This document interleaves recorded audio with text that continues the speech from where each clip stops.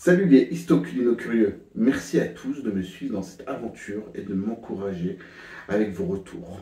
Ils sont précieux pour moi. Si vous avez envie de parler de plats en particulier, n'hésitez pas à me le dire. Allez, on commence la vidéo.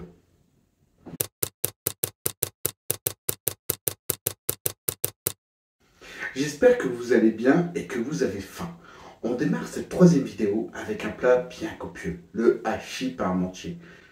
Le hachis parmentier a été conçu au début du XXe siècle, mais ce n'est pas Antoine Parmentier qui l'a inventé. Il a été nommé ainsi en son honneur.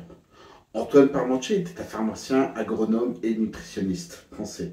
Il est né en 1737 à Montdidier et il est surtout connu pour ses travaux sur l'hygiène alimentaire.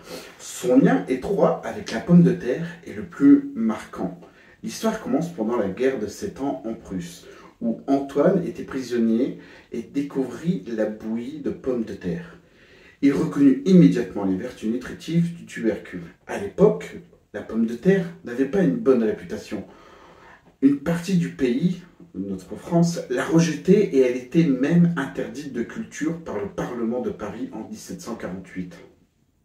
Antoine Parmentier a rédigé plusieurs mémoires sur les vertus de la pomme de terre, surtout après les famines de 1769 et 1770. Les pommes de terre étaient considérées comme la nourriture préférée des bêtes, et les religieux étaient autorisés à les manger en cas de disette. Cependant, la patate était au plus bas de l'échelle de l'aliment, étant donné que c'était un tubercule. Dans sa lutte pour la reconnaissance de la patate, il réussit à obtenir 2 arpents de terre dans la plaine du Sablon autour de Paris, un champ militaire réputé incultivable. Il présenta sa récolte au roi Louis XVI avec le botaniste Philippe Victor l'évêque de Vilmorin.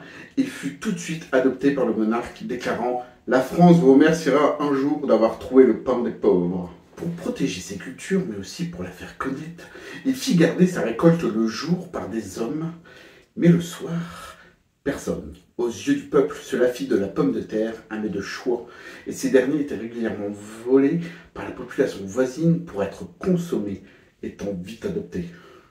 L'agronome français Henri-Louis Duhamel du Monceau indiqua que la pomme de terre était un très bon aliment pour survivre lors de disette.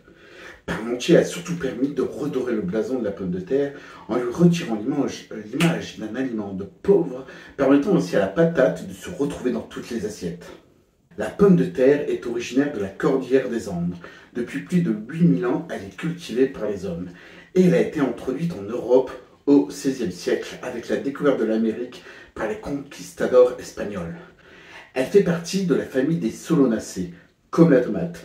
C'est pourquoi nous voyons dans les jardineries des pieds de tomates greffés avec des tomates. Revenons donc au hachis parmentier. Il est devenu un plat familial et économique, où on utilise les restes de viande rôtie ou de bouillon. Bien des années plus tard, à Paris, il était régulièrement proposé dans les brasseries et il est souvent composé de purée et de viande de bœuf hachée.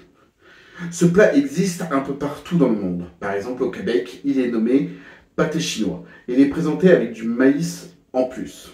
Au Royaume-Uni, il est préparé avec une couche de macédoine de légumes entre la viande de mouton et la pomme de terre.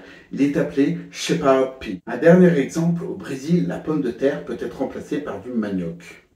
Donc pour préparer votre hachis parmentier, préférez une pomme de terre farineuse. Fini le bavardage, il est grand temps de cuisiner ma version du hachis parmentier. Il nous arrive de ne pas mettre de viande pour en faire un repas tout aussi sympa. Dans mon hachis parmentier, j'aime bien mélanger plein de légumes. On aime les légumes et on veut en profiter. Donc il y a plus de légumes que de viande, mais pour moi ça reste mon hachis parmentier. Allez, c'est parti.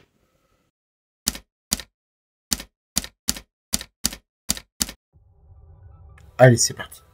Comme d'habitude, vous retrouverez les ingrédients dans la description de la vidéo. On commence par éplucher les pommes de terre et à les couper en morceaux. Cela permet de cuire moins longtemps et donc d'économiser de l'énergie si chère actuellement. Notez qu'il n'y a pas de vidéo de la cuisson, car je n'ai malheureusement pas appuyé sur le bouton de la caméra. Pendant que les pommes de terre cuisent, on va découper les légumes en petits morceaux. On commence par les carottes, ensuite les oignons. J'ai mis un bon poivron rouge, mais aussi une pomme. J'adore le sucré salé. Et pour finir, un navet. Oui, je me suis amusé à faire des effets. Allez, on continue avec la cuisson des légumes. Pensez aussi à regarder vos pommes de terre. Ces dernières sont bien cuites lorsque vous les piquez et qu'ils ne restent pas collés au couteau. Bon, j'ai changé de plat car ma poêle était vraiment trop petite.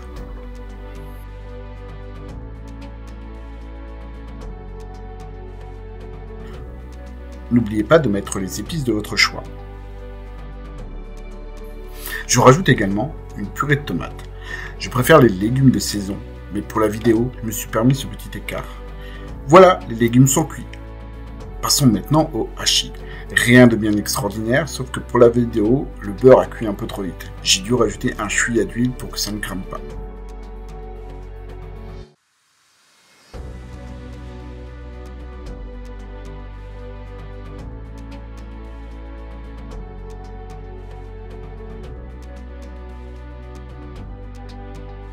Je mélange ensuite la viande aux légumes et je passe à la conception de ma purée. Dans cette dernière, j'adore mettre un peu de crème fraîche et un œuf. Ça rajoute un peu de goût et de l'onctuosité. J'écrase la purée à la main, j'aime bien qu'il reste quelques morceaux.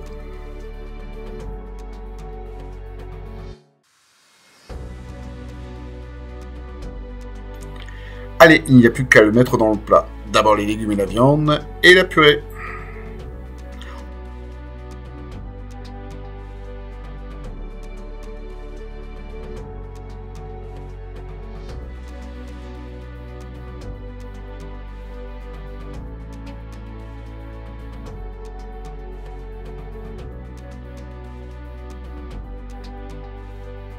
On finit avec une fine couche de gruyère, un chouïa de beurre et un peu de muscade. Il ne reste plus qu'à le mettre au four pendant 30 minutes à 180 degrés. Bon appétit!